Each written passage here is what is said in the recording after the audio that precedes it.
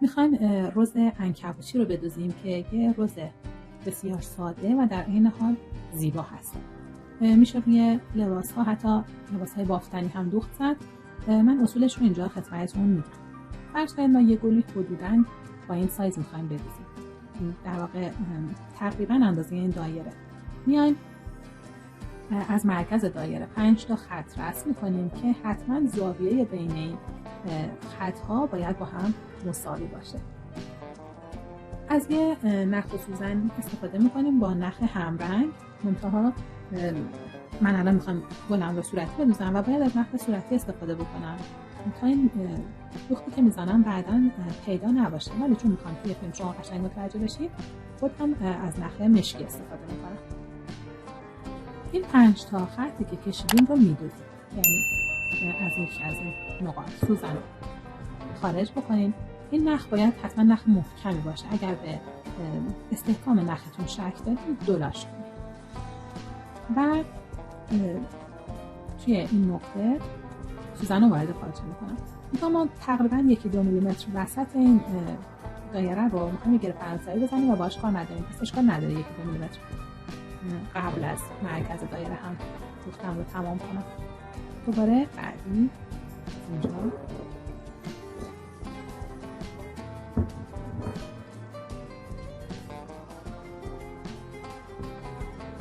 این نخ‌ها باید کاملا سفت و کشیده باشن. کاملا بکشونشون تا روی پارچه بچسبن.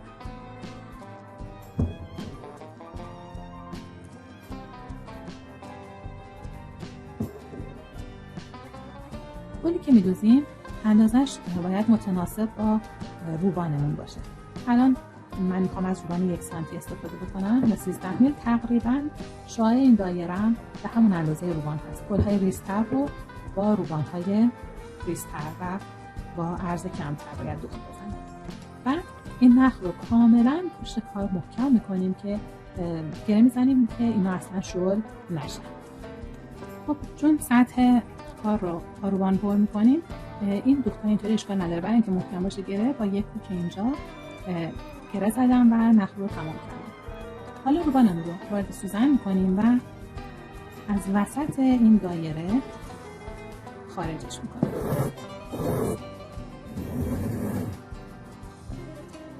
یک گره فرانسوی مرکز این دایرمون میزنیم.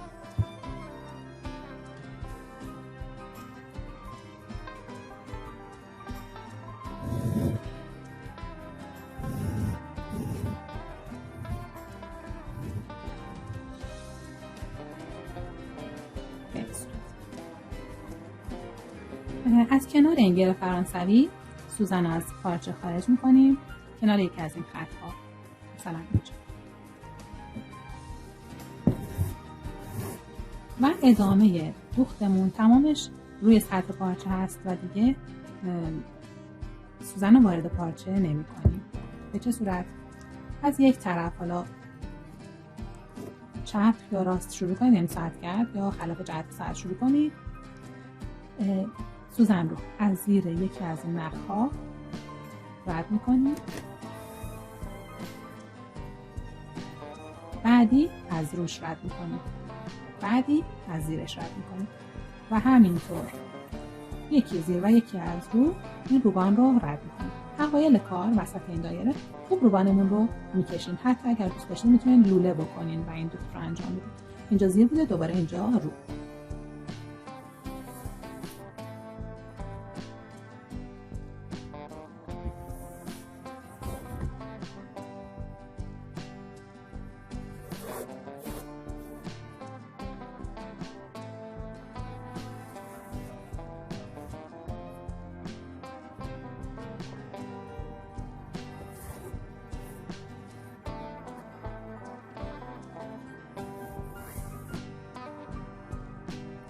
یه مقدار که دوختمون رو انجام دادیم دیگه انقدر روبان رو نمیکشیم. میخوایم گلبرگ‌هامون رو به حالت طبیعی دوخت بزنیم. نکته‌ای که داره اینه که شما از هر نخی که میخواین رد بشین، اگه دفعه قبلی از زیرش رد شدین، این دفعه از رو رد میشه.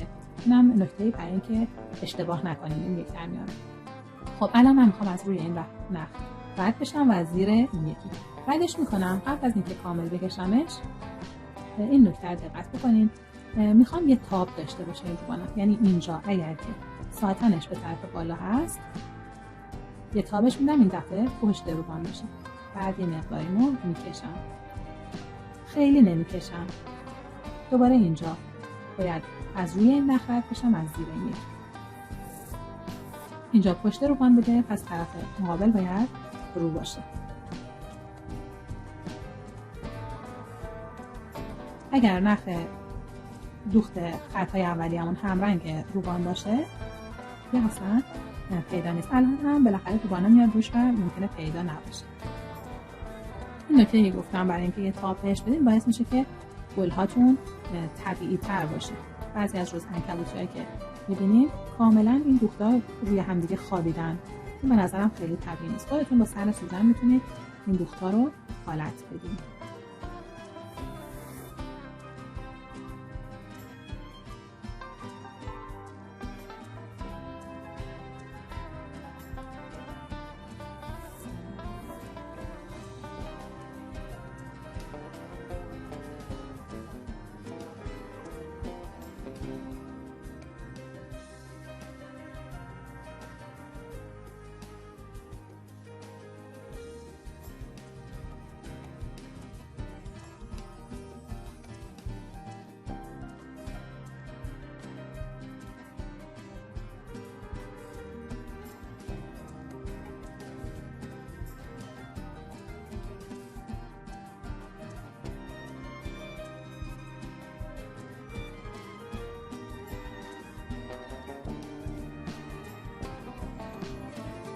کم کم به جایی رسیدیم که ما این نخ‌ها رو نمی‌بینیم، ولی باز هنوز روبان رد میشه.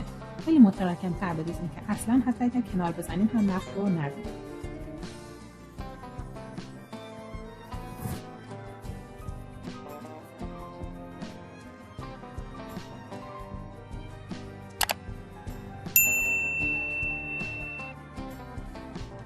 دوختش خیلی ساده است، فقط لازمه که این گلبرگ‌ها رو با دست حالت بدیم.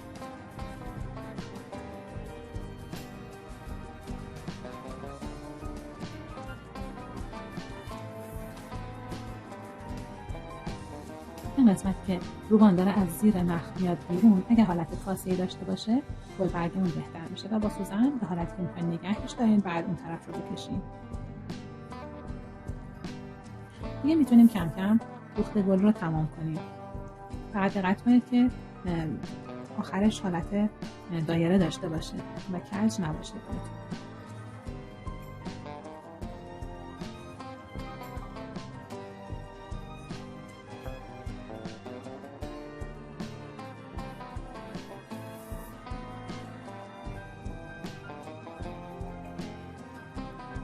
به این صورت هر جا که دیگه خواستیم گل رو تمام کنیم سوزن رو میبریم پشت پارچه.